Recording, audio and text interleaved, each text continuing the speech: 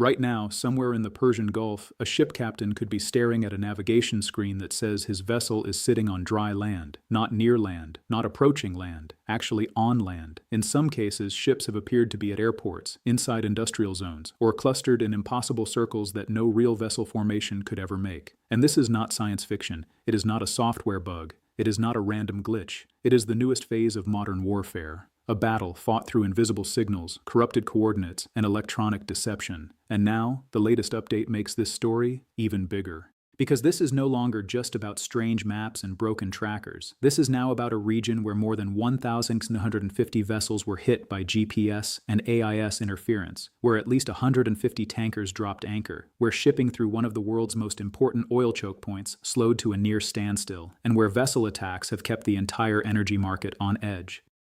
But here's the twist most people are missing. This is not just a story about Iran attacking ships. It is a story about trust collapsing at sea. Because when ships can't trust where they are, captains can't trust what they see, insurers can't trust the route, traders can't trust delivery timelines, and markets can't trust the oil supply. That is how a signal becomes a weapon. And the latest developments show this crisis may be evolving, not ending. Because while hundreds of ships are still stuck or rerouting, a few vessels have started trying to pass through again. Britain says it is working with allies on options to support commercial shipping. And reports say that even while many Gulf exports have been choked, Iranian crude itself has continued flowing at a near-normal pace, creating a geopolitical contradiction at the center of this entire crisis. So what is actually happening in the Persian Gulf? How can ships suddenly appear on land? Why has the Strait of Hormuz become so dangerous? And why does this matter to literally everyone who buys fuel, food, airline tickets, or anything moved by global trade? Let's break it down. To understand this story, you need to understand two words: jamming and spoofing. Jamming is the simpler one. It floods the frequencies used by satellite navigation with noise. The legitimate signal gets drowned out. A ship or aircraft may lose reliable positioning altogether. In that case, crews have to fall back on radar, visual references, charts, and older navigation methods. Spoofing is more dangerous. Instead of blocking the signal, it replaces reality. A receiver still thinks it has a clean navigation signal, but the coordinates are false. That means a ship can believe it knows exactly where it is, while actually being somewhere else entirely. Analysts have described affected vessels appearing over land, near airports, inside infrastructure sites, and in perfect circular patterns offshore. That matters because modern commercial shipping is built on precision. Giant tankers don't stop on a dime. They don't pivot like cars. In narrow, high-traffic waters, you need to know not just where you are, but where every nearby ship is, where traffic lanes are, and whether another vessel is turning, slowing, or drifting. As one expert explained, the danger is not just that you don't know where you're going, it's that you don't know where everyone else is going. Now put that into the Strait of Hormuz, a narrow maritime choke point between Iran and Oman, a route carrying roughly 1/5 of global oil and LNG flows. A place where the world's energy system depends on ships moving safely, predictably, and constantly. And then imagine somebody turns the map into a lie. That is why this story is so explosive. The headline number that grabbed global attention came from maritime intelligence firm Windward. On March 7th, Windward said more than 1,750 vessels experienced GPS and AIS interference across the Middle East Gulf, a sharp increase from a week earlier. The company said ships were being falsely positioned across land and sea in Kuwait, Iran, Saudi Arabia, Oman, and the UAE, and identified dozens of jamming clusters across the region. Earlier in the crisis, reports said that at least 150 tankers, including crude and LNG vessels, had dropped anchor in open Gulf waters beyond the Strait of Hormuz, while many more were stationary around the choke point as fear and uncertainty surged. Other reporting described tanker transits through Hormuz plunging dramatically compared with the previous week, while ships visually appeared in bizarre clusters and impossible inland locations because of the interference. So when people hear 1,650 ships hit, they may imagine 1,650 explosions. That's not what happened. What happened is more subtle, and in some ways more terrifying. It means a huge number of vessels were suddenly operating in an environment where navigation data could not be trusted. Not just one ship, not just one day, but across one of the most important maritime corridors on Earth. And once that happens, you don't need to physically sink every ship to disrupt the system. You just need to make enough people afraid to move. If you control or disrupt Hormuz, you don't just pressure one country, you pressure the global economy. The Strait of Hormuz is a route through which around 20% of the world's daily oil and LNG supply passes. Saudi Arabia, Iraq, Kuwait, the UAE, Qatar, and Iran are all tied to it in different ways. When shipping through Hormuz freezes or slows dramatically, crude builds up in storage, refineries lose feedstock, freight rates surge, insurers panic, and governments start calculating emergency responses. That's exactly what the latest reporting shows. Top producers including Saudi Arabia, Iraq, and Kuwait have had to cut output because they can't simply keep pumping into full storage forever. There were also discussions about a massive strategic oil release to absorb the shock if disruption continues. And once energy costs surge, the effects spread fast. Fuel prices move, shipping costs move, food prices move, airline costs move, manufacturing costs move. A navigation war in the Gulf doesn't stay in the Gulf. It lands in every economy connected to global trade. That's why this story is so much bigger than the map glitch clips going viral online. Now here's where the latest update changes the story. At first, the narrative looked simple. Shipping chaos, GPS disruption, tankers anchoring, oil surging. But over the last few days, the picture has become more complicated. A Greek-operated tanker carrying Saudi crude successfully sailed through the Strait of Hormuz on its way to India. That doesn't mean the danger is gone. It means some operators are beginning to test the route again, even while hundreds of vessels remain anchored and activity stays far below normal. A shipping source also said many ships were switching their AIS transponders off before crossing. Think about that for a second. The system designed to make ships visible to each other is, in some cases, being turned off in one of the most dangerous waterways on Earth. That is how warped the risk environment has become. Britain has also said it is working with allies on options to support commercial shipping through the strait, while coordinating with insurers and major energy firms. That tells you governments are now treating this not as a brief disruption, but as a sustained strategic threat requiring international coordination. And then came the most striking contradiction of all.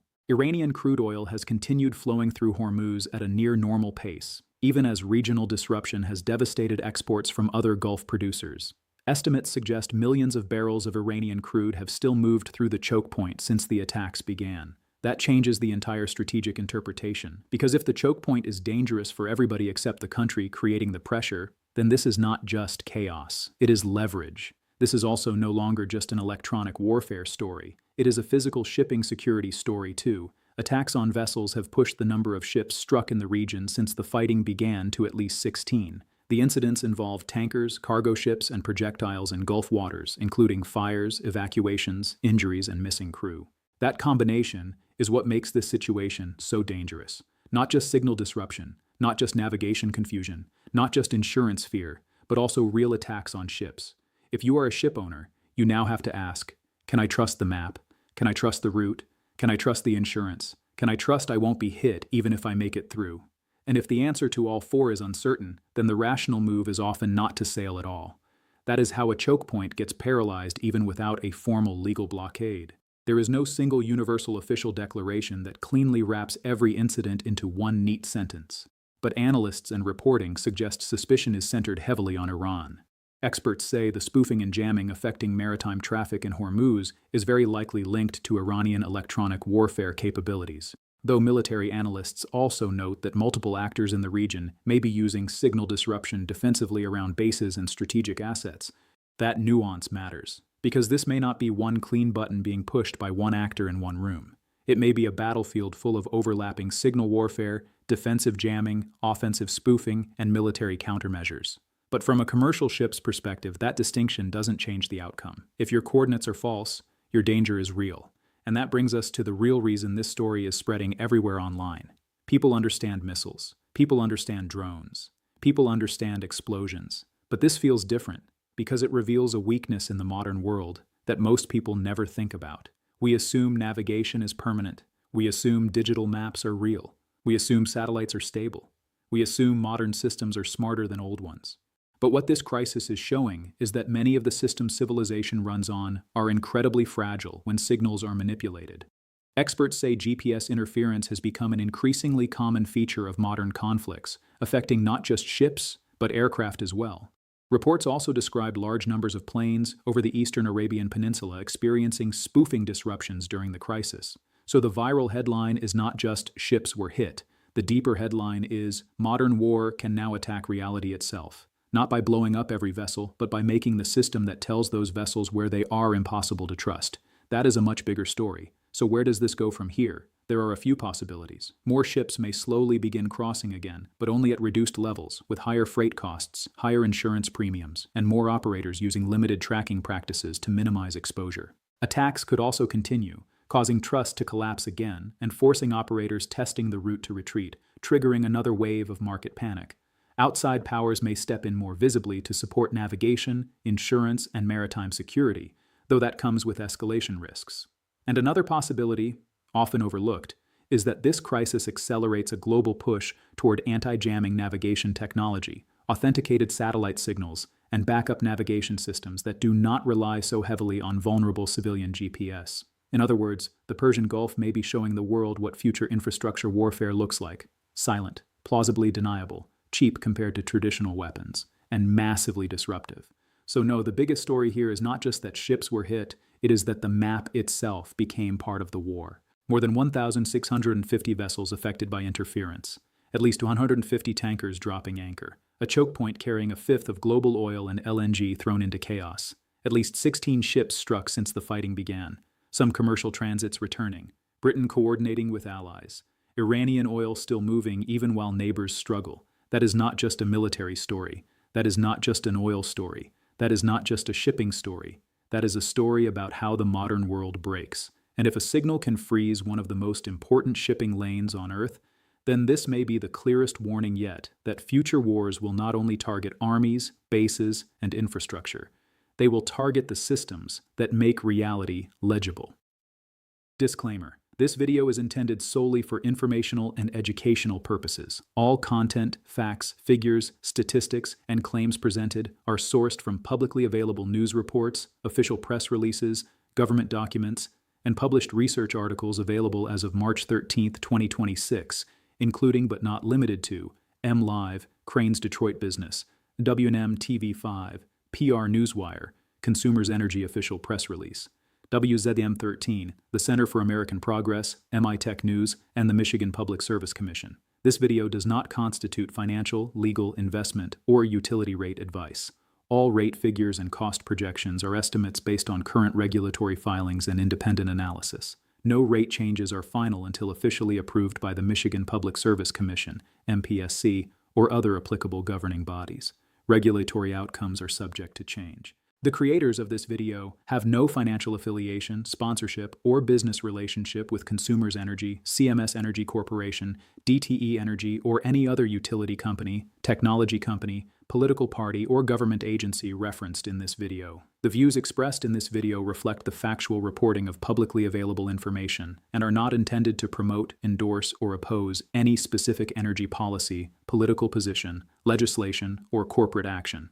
Energy costs, regulatory decisions, and legislative outcomes are dynamic and may change rapidly.